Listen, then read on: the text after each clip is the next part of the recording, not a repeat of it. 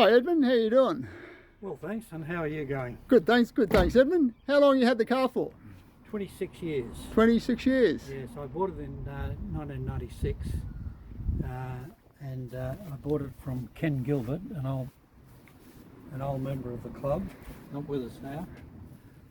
And I bought it fully restored, but I've done quite a bit of minor work to it in that time. What sort of minor work? Well, diaphragms in pumps, seals, head gaskets, things like that, but no major work, no crankshaft work or even new rings. Didn't need that. So it's been a good, reliable car? It has been reliable, Ah. and the sort of things that have failed you'd expect to fail in that period, 85-year period. Show us what's under the bonnet there. Certainly.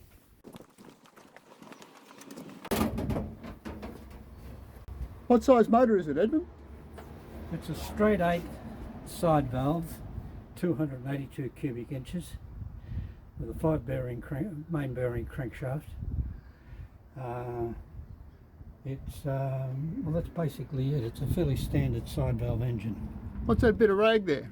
Well, I put that on there as a test because on the last run I noticed I had a little bit of oil leakage under the crankcase, and I think it's coming from the oil filler, which also serves as a breather.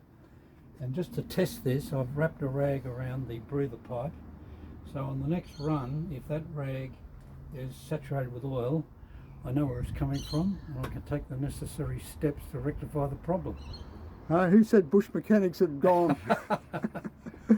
No trouble. Can we have a look inside the car? Yes.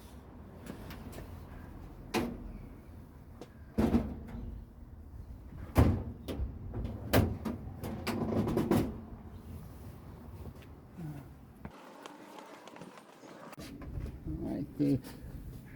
Okay. So this is the original, nothing's been done in the interior? Well, the car was completely restored before I bought it. I think it was restored in 1974.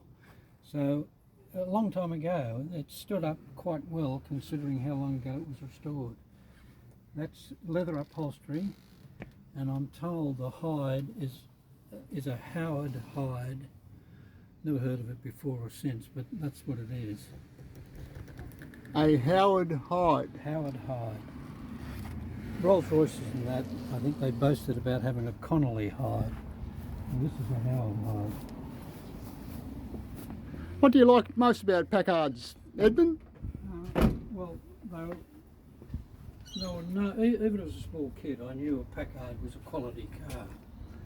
You know, they're not known by the younger generation now, but even as a kid, I knew they were a good car.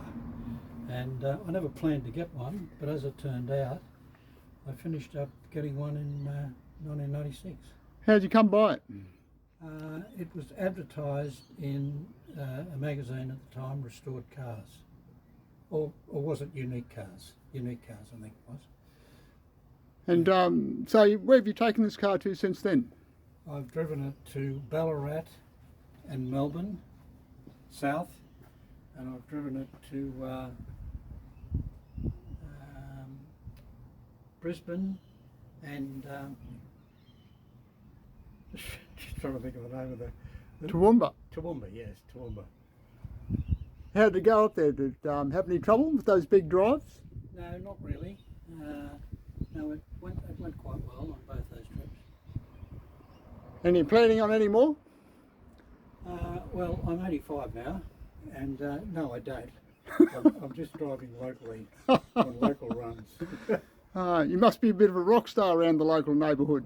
Well, if people know of this Packard, they haven't told me about it.